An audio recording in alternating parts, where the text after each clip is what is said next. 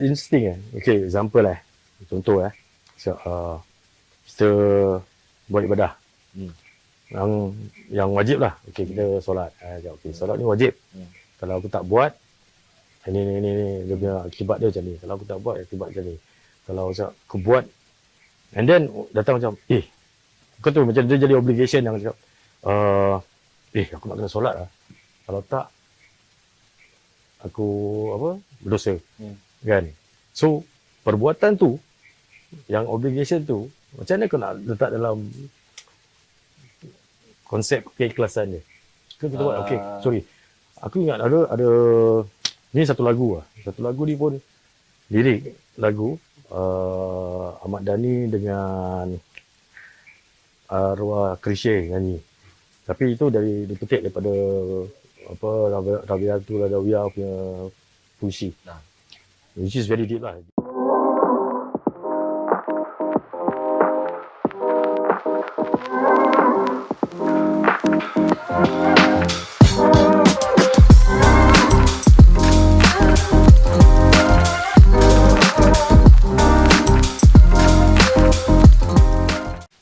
Okay, Assalamualaikum Al. Terima kasih. Selamat Raya. Okay, kita ngobrol-ngobrol lah. Okay, ni basically chit chat ni, cerita pasal hidup, tapi kita bersandarkan agama lah. So, okay, lepas raya ni aku rasa orang dah start kerja balik. So, kita dah spend Ramadan ibadah sambil kerja. Sekarang kita dah start kerja balik, jadi sambil ibadah. So, kita berbual pasal, kita selalu dengar orang cakap kerja tu ibadah. Okay, daripada mana yang, how do we apply that in life? Okay, sebelum kita teruskan perbualan ni, terima kasih kerana mengundang saya. Aku kau boleh? Boleh, kau bagi aku tip, betul biasa lah. Apa yang maybe kita nak share ataupun berbual ni pun tak menunjukkan yang aku ni yang baik sangat ke apa. Just share je lah dan pengalaman apa yang kita ada ilmu kita dari belakang-belakang kita kan. Okay lah, pasal kerja macam ataupun tugas yang kata okay, bagi saya first kali kalau ikut dari sudut pandangan Islam, dalam Quran ada cakap wa ma khalaqal jinna wal insa illa liya'budun kan. Kira macam the first panggil apa, the first job you have to do. Dia macam menjadikan diri tu kau sebagai hamba lah. Sebagai hamba. And then kita macam dari situ kita dapat tahu yang actually adanya kita kat dalam dunia ni is to live atau ambil Islam ni, jadikan dia cara hidup lah, way of life Islam. Bukan live and serve Bukan live and serve Actually live and serve tapi dengan keadaan kita menjalankan kehidupan kita dengan cara Islam, itu dah menunjukkan kita beribadat. Beribadat. Dan kata ibadat tu pun dari word abdun, yang dari bahasa Arab tu hamba. Ibadat. So jadi situlah menunjukkan kita beribadahnya kita tu menunjukkan diri kita sebagai hamba. Itu the main job. The root word daripada abdun sebagai khalifah kita di muka bumi ni, menjadikan kita sebagai hamba. Okay, dari segi tugas, macam kita sebagai orang biasa dalam dunia ni kan, bekerja, bertugas, cari nafkah sebagainya kan, itu dia ada, bagi saya dia ada level-level dia. Macam kalau umur dari sini tugas dia apa, dari umur gini tugas dia apa. Ini dari kecil kan ada, sebagai anak pun dia ada tugas, dia tanggungjawab dia tentang apa dengan ibu apa dia kan. Semua tugas. Lepas tu dan sampai dia dewasa lah, mesti tugas dia berubah-ubah. Tapi kalau macam dari segi dah berumah tangga dan ni semua, dia dari dia ada macam dan apa ni, kategori nafkah, cari nafkah. Itu tugas yang lain pula lah, yang cari apa ni, macam rezeki lah semua kan. Itulah. So dia evolve ya. Dia cakap pasal evolve. Okay, maybe kita cakap pasal dari kita kecil tugas kita bukan berjasa lah, kita ada ikut kata mak bapak. Dia tak ada buat bapak kan. Tugas mak bapak tu mendidik. Jadi supaya budak ni didik besar, dia ada macam dia faham tugas dia sebagai anak. Kalau kita buat mak ibu apa yang baik kan, macam dia sampaikan ilmu kat anak dia tu untuk menjalankan tugas sebagai anak yang baik. Lepas tu okay, mungkin lepas tu mungkin mengajar ilmu. Itu pun tugas. Dan ibadah lah, macam balik pada Ibadah. yang the main thing sebagai way of Islam, way of life. Itu tanggungjawab lah. So untuk ilmu tu dia tanggungjawab. Ha. Ilmu tanggungjawab, lepas tu kerja tanggungjawab. Basically kalau kita put it simply lah, senang-senang cakap lah. Hidup kita ni bila kita celik mata sampai kita tutup mata balik. Kalau satu hari lah, kita cakap satu hari, bukan celik mata kita lahir, tutup mata kita meninggal lah. Jadi pagi sampai malam. That means kalau kita tengok every second ada point of ibadah. Yes. Kan? So how do you see that? Macam mana kita nak okay, kita tahu example cakap senang. Kita nak sembahyang, nak solat. Kita niat, pasang niat. Saja aku sembahyang kan. Dan kita nak puasa pun kita ada niat. Kita nak buat apa semua ada niat.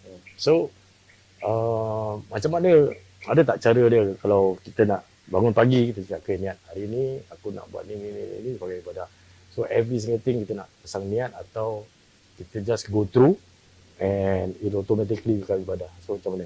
Dia macam as long as kau keep yourself sebagai hamba yang bertakwa. Dia macam mana kita kalau bulan puasa kan, kita niat hari-hari apa, tapi ada niat sebulan ni apa. Dia macam itulah. Kalau macam kita beribadah tu, dia sebagai automatik dia akan jadi macam ibadah lah. So macam walaupun kira tak payah macam niat ibadah kan, tapi benda tu once kau dah buat, dia dah akan jadi. Pasal the thing is kau make benda ni semua sebagai way of life kan.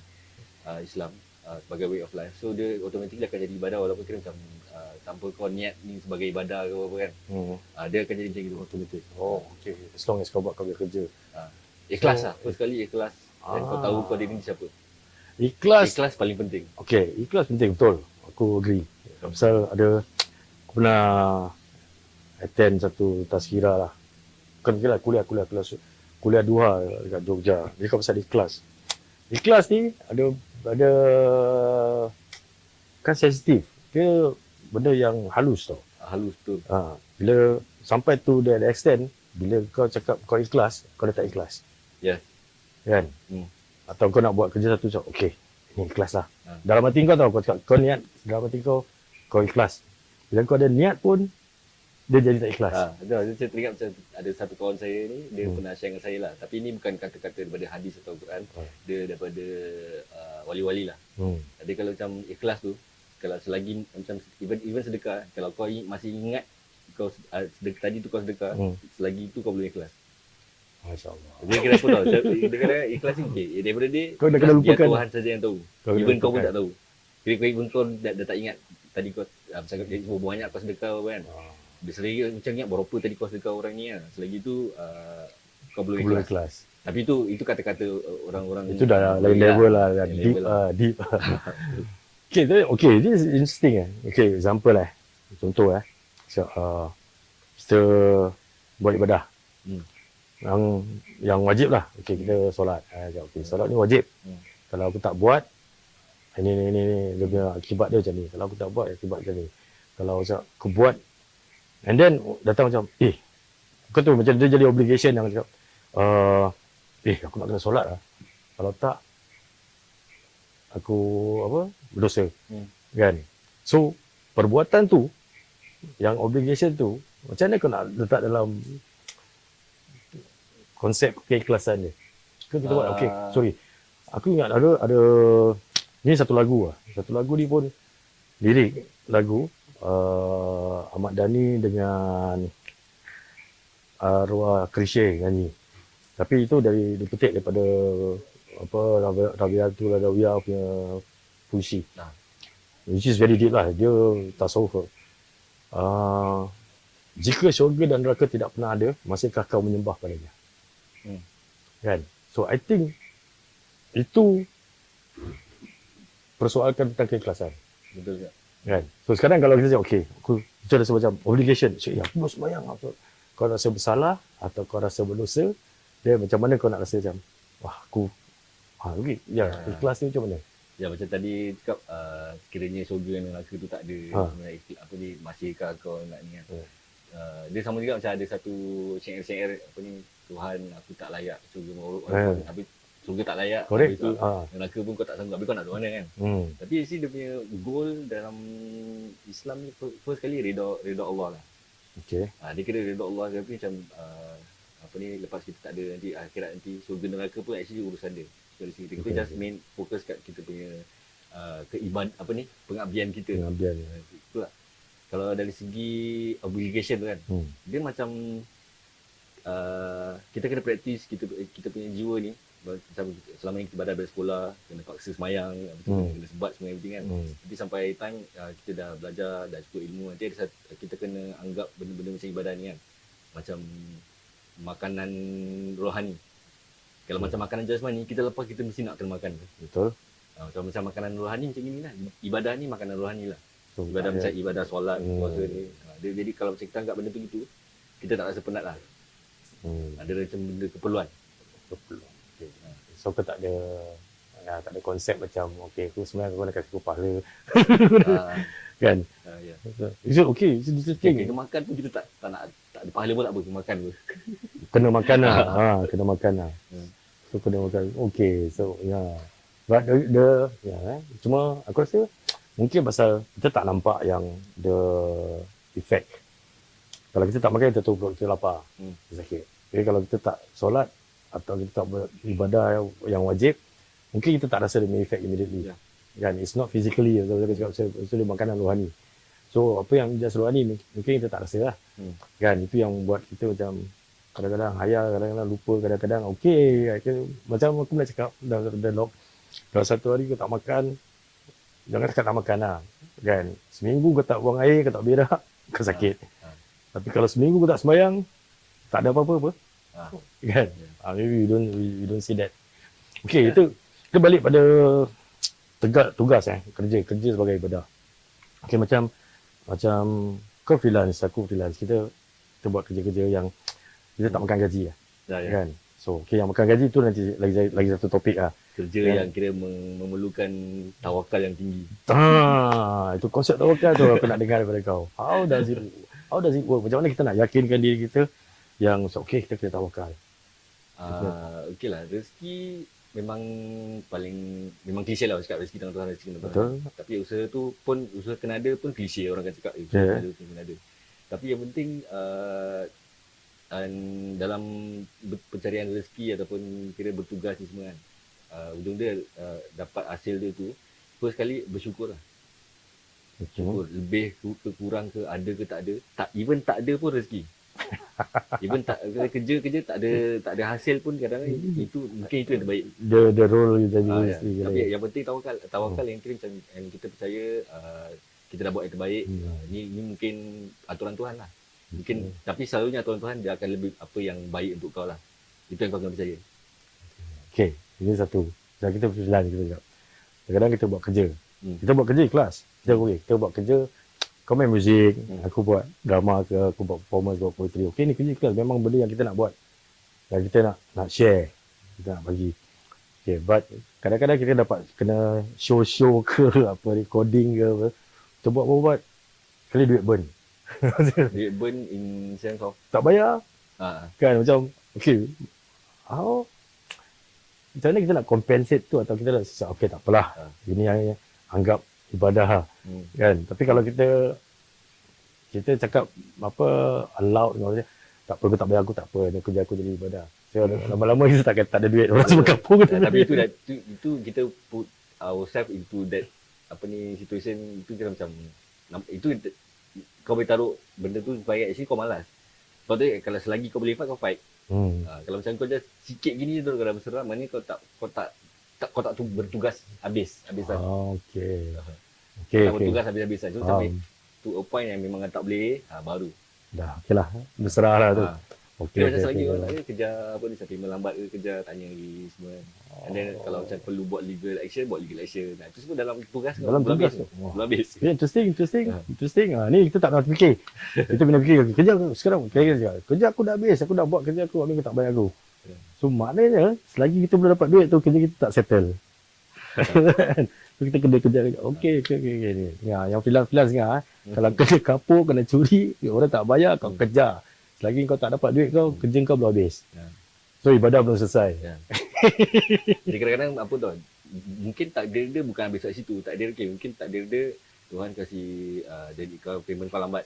Jadi kau kena kejar. Itu mungkin takdir dia kau kena kejar.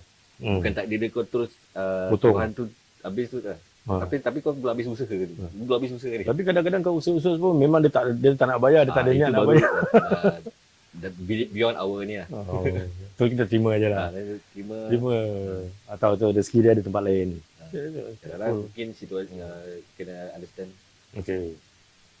5 minutes. Lagi 5 minit. Boleh kasih timing 5 minit. Lagi 5 minit. Kita 5 minit last. Kita punya last stop. Okay, before kita go last stop. Okay. Okay. Dia setengah jam je. Tak boleh lama-lama. Biar lama-lama je. Macam rasa baru sekejap. Sekejap kan. Tak rasa ke. Okay. Lagi ini kan. Okay. Tugas apa kerja tu ibadah. Okay. Memang ada orang masih petikaikan lah. Sampai sekarang masih orang petikaikan lah. Kerja seni, main muzik kan. Kau main muzik kat night club. Okay. Itu kerja kau. Itu tugas kau. Dan macam mana kita nak tengok benda tu sebagai ibadah? Dari segi making sure apa yang kau tugaskan ni sesuatu yang halal lah. Maksudnya make sure benda ni yang halal. Yalah, okay, kita tengok landscape lah. Dia punya landscape ni macam okay, let's say aku main muzik lah. Aku main night club. Muzik tu pada aku, okay, aku tak ada buat salah apa-apa. Kan, tapi aku main dekat night club. Dan aku makan gaji dia gini-gini. So, pada aku kerja aku masih ibadah. So, how do you cut the line atau tunjukkan tu? Sebenarnya tak ada masalah. Atau aku tak tahu. Tapi dia, kalau lagi-lagi kita hidup kat Singapore ni, dia ada macam banyak layer kau kena kena macam talk about lah. Maybe untuk aku personally, kalau untuk main night club, aku kira avoid myself doing that. Pasal maybe aku kan. So, ada orang lain tu mungkin dia punya apa yang dia boleh kat situ je. Tapi sebaiknya try to avoid benda-benda yang ada kaitan dengan benda-benda yang haram lah. Pasal kalau muzik ni kadang okay, macam orang cakap muzik tak haram, tapi ada yang buat muzik tu, yang buat benda tu haram ke halal lah. Contoh melalaikan dan meninggalkan waktu solat ke apa kan. Tapi kalau macam tapi dia subjektif juga this area ni. Macam main malam ke apa ni semua dia subjektif. And then kira kau kena ada kaji dia benda tu boleh ke tak, ataupun refer tu orang yang lebih tahu. Jadi macam, and then at the same time usaha mana yang lebih baik lah. Usaha yang terbaik je lah. Usaha yang terbaik je. Okay. Memang rezeki pun in the end of the day tangan Tuhan. Last patah balik kat saya juga. Tu lah, aku dengan Ustaz Aiman tadi pun cakap pasal rezeki Tuhan, tapi dia konsep rezeki lagi besar. Kalau topik rezeki memang lagi besar lah. Very big. Okay. Tengah jam pun tak cukup. Terima kasih Al. Okay, ni last 5 minit Okay, last 5 minit ni kau play line. If there's something last pesan yang kau boleh pesan untuk siapa je lah yang kau nak share, pada anak ke, pada family ke, pada kawan-kawan ke, pada orang yang menonton ke apa-apa. So what is it one thing that you want to share about ibadah tu kerja tu satu ibadah? Apa yang kau boleh share? Last line. Okay, ibadah tu tugas tu sebagai ibadah kalau tak ada benda yang nak share. Okay, mungkin kalau dari dalam kita seharian bertugas mesti ada rasa penat. Penat tu sebenarnya penat tu pun sebenarnya nikmat. Kira kalau kita rasa penat, baru kita boleh rasa tak penat. Kalau tak ada penat tu, kita tak akan rasa apa-apa pun. So lepas kita anggapkan benda ni macam at the end of the day you have the sense of satisfaction. Dan kira kena terus bersyukur lah. Bersyukur tu paling penting lah. Kalau kau tak lain syakatum la azim lakum. Paling common orang share. Kalau macam kau tak selagi kau tak bersyukur, rezeki kau tak akan bertambah. Kau bertugas macam gila pun kan. Kalau kau tak bersyukur, dia mungkin kurang berkat lah. Alright. Bersyukur. Thank you very much. Terima kasih. So sekarang aku nak panggil kau Ustaz ke? Tak tahu. Ustaz Hafiz. Stop. Peniup trumpet.